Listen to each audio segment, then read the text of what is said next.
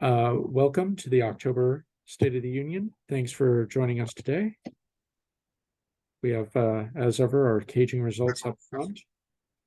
First half of 2023 showing down 9.4% on revenue and 9% on overall contributions. Average gift was about the same and down across pretty much all sectors in Q1.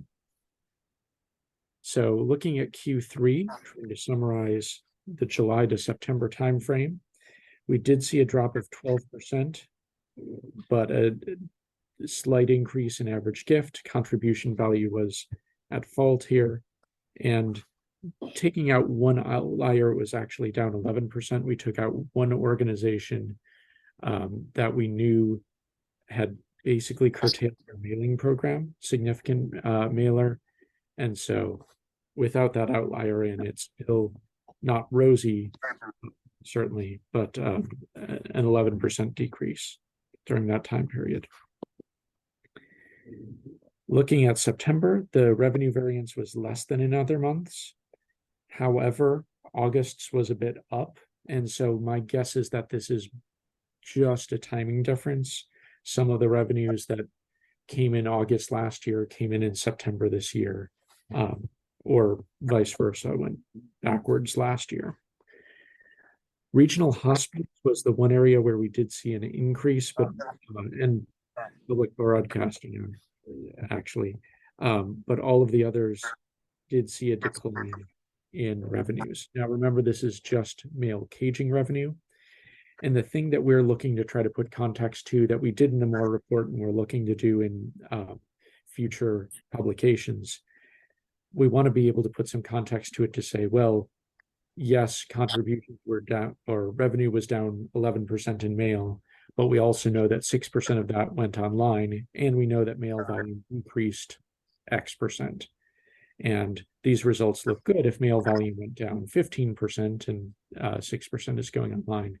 But if mail volume is the same, they're not as good. So looking to provide a little bit more of that context over the long term. Any questions on any of that?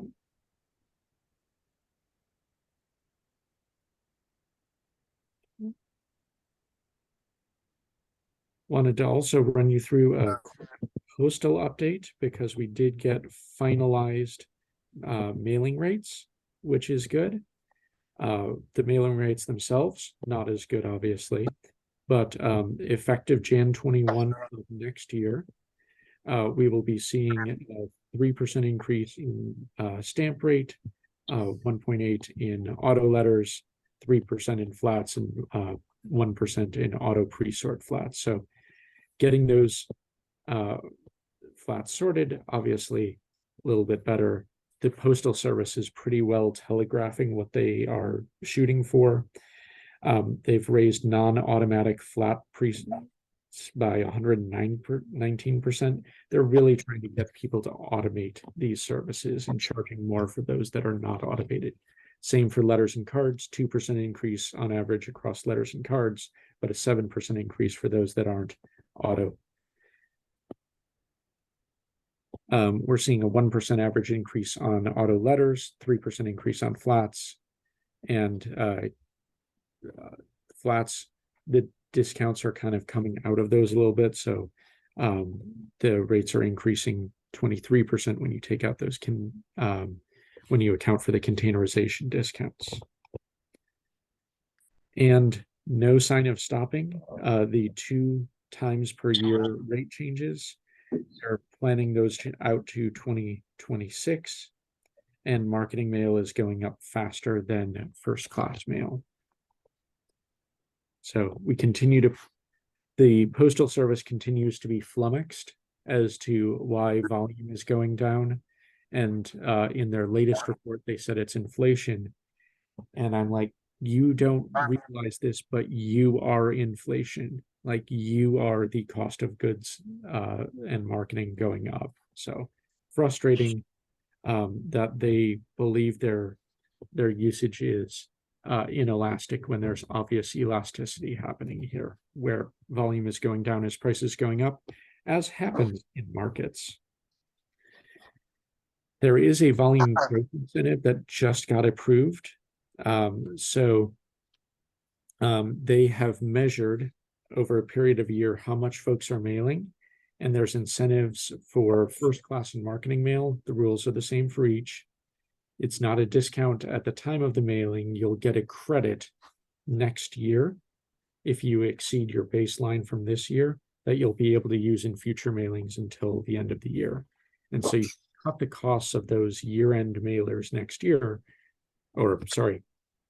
next year and beyond significantly by cutting against it with increased mailing. So that's 30% of postage paid will come out of this. Now, will that outstrip the price increases that they've put in place over the past few years? It will not, because those compound. This is a one-time discount, and they're telegraphing pretty hard that they're not going to continue it beyond this year. We want to get that volume up, because the cost of sending an additional letter, you already have the trucks going to a place and the people going to a place. The additional letter marginal cost is not that high. So they used their own fiscal year to define a baseline period. So that's October of last year through just a few days ago, in September. And then they're saying, okay, we will measure that again the calendar year 2024. So how much do you mail during that period? You're registering coming up very soon. This is something that if you're with us, we can help you with. I'm guessing other vendors will be able to help you with as well. You'll be able to register through June. And they'll be saying, okay, how much did you mail over and above what you mailed during that October through September 22 to 23 time period? From that, you'll get 30% of that postage as credit, and that will be applied starting at the end of the year and then in the beginning of 2025 that you have to use by the end of December. If you're mailing in volume, that won't be hard. So as an example, if you're mailing dropship pure postage nonprofit letter mail, that's going to be about, and take the caveat at the bottom of this quite seriously. These are for illustration purposes. Your mileage can and will absolutely vary on this. But if you have 13.6 cents per piece, 30% of that is 4 cents with a little bit of rounding, and that'll be your credit on letter mail. So if you're mailing 1 million pieces over and above, you'll be getting $40,000 back. With flat mail, 4 ounces or less, that could be $87,000. So substantial discounts, but it's only for that over and above what you've mailed before. And again, it's basically cutting back some of, but not nearly all of, the postal price increases that we've been dealing with over the past few years. Also want to mention, again, it doesn't compound, but all of the promotions that they do can make a significant difference in reducing your mail costs. Emerging technology is something that you choose the time period on. And so you can say, okay, I'm ready to start using it in May, and it'll run through the end of October for me, for example. But there is something going on every time period. And so the easy tactile ones are fairly easy to get. If you are incorporating that, informed delivery can be fairly important. Emerging technology, I think, does still include QR codes. And so that's an opportunity as long as it's within the mail piece. And then, so some opportunities for cost savings here. Any questions on any of that?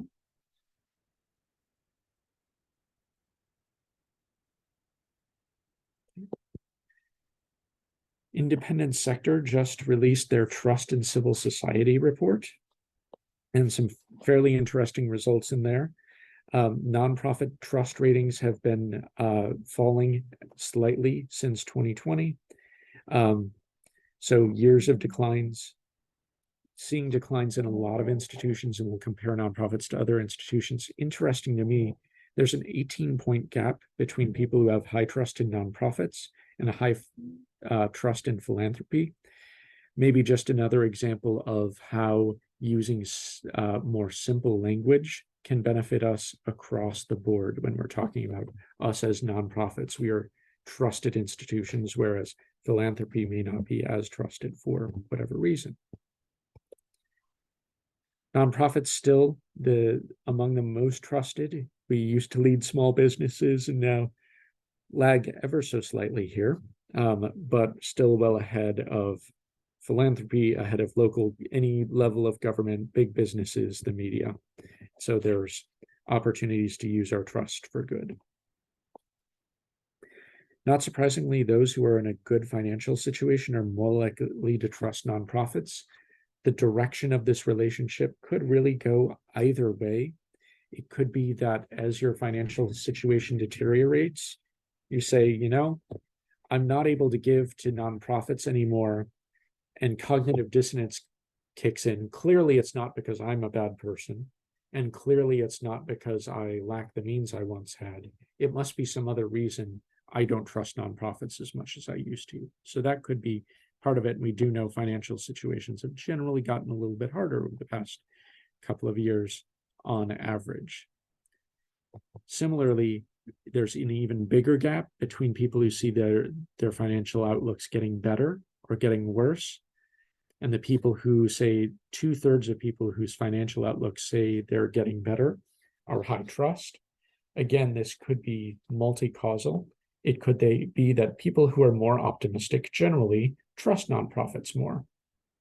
Or it could be that people who trust nonprofits more are able to give, and therefore they say they have high trust in the organizations. Either way, really looking at those there, but it is an interesting gap. Not surprisingly, there are some partisan differences in what organizations are best beliefs in. Republicans are more likely to trust places of worship.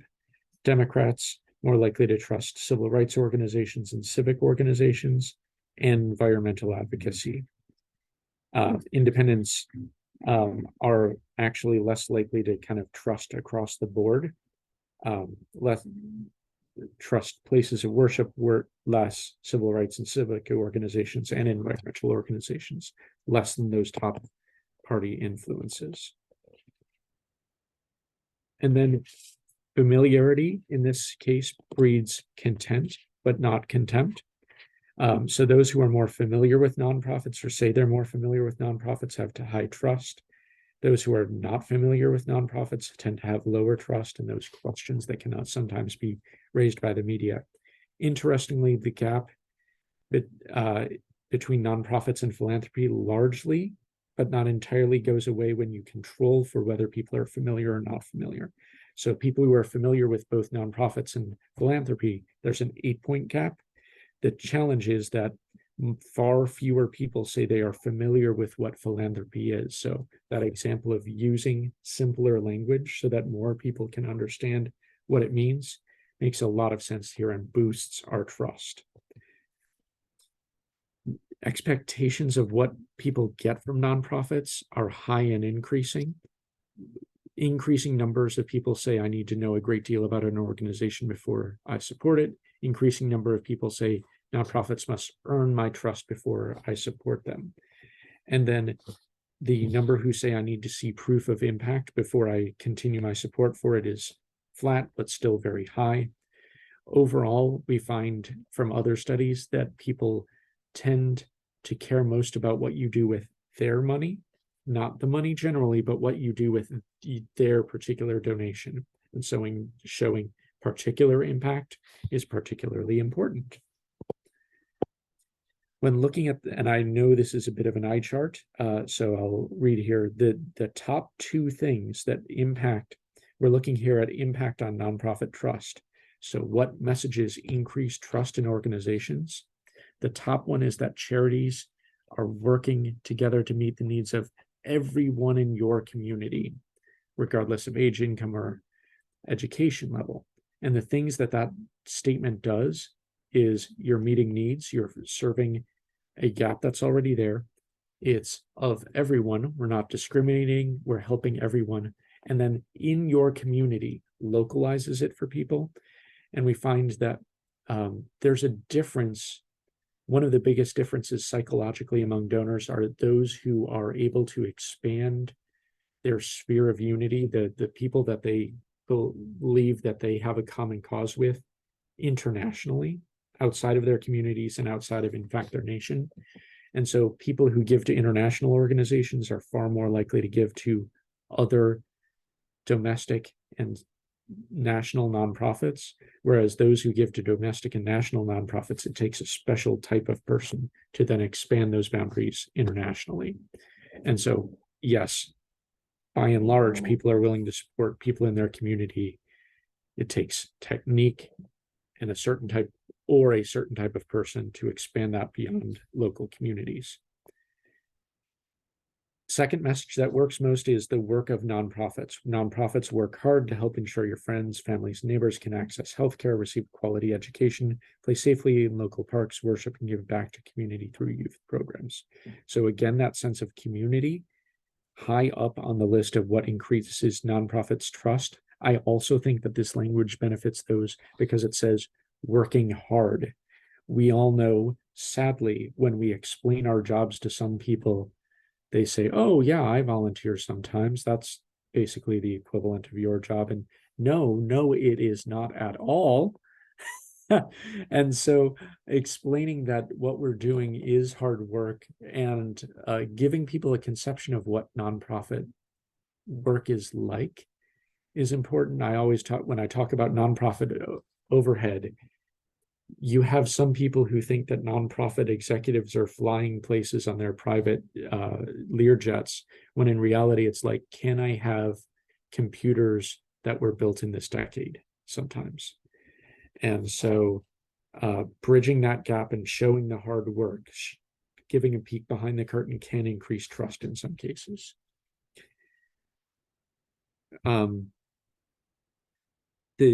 There's a comment in the chat here for those on the video that's wisely put. Wonder if the word philanthropy is associated with mega gifts and people tend to be more distrustful of the uber wealthy. I would imagine so. Even people who know what philanthropy is, there's a gap in trust versus what nonprofits are. And you look at people who are, there's the controversy over the Sackler naming rights, for example, those who were in some courts found guilty of profiting off of and pushing opioids and in large part fueling that epidemic, also were high philanthropic givers and wanted to make sure that their name in particular was on things. And so if you see that, it could decrease your trust with philanthropy, but not necessarily the institutions receiving those gifts. You look at Fan Bankman-Fried and his giving to organizations.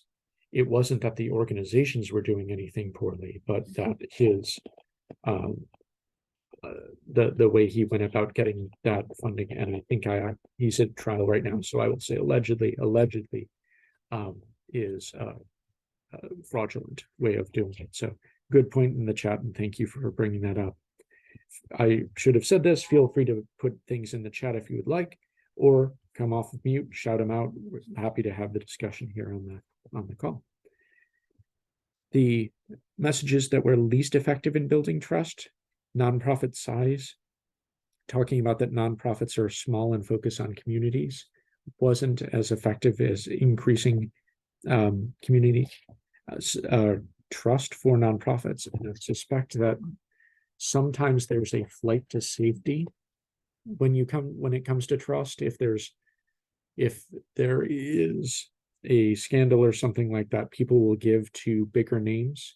You saw it with banks. When there was the Silicon Valley Bank going down, people pulled their money out of smaller regional banks and put them into larger national chains and brands. And I wonder if that might be a play there. And then finally, serving marginalized groups was the least impactful on nonprofit trust. And my guess is that if you were able to do splits on this data, and we can't, unfortunately, not our data, independent sector has it, and I'm hoping they have some good analysis on this coming out. But my guess is that that messaging probably works better among people who identify with marginalized groups than those who do not identify with those groups. With that same sort of sense of community. If organizations are helping your community, you're more likely to support them and trust them. Any questions on any of that?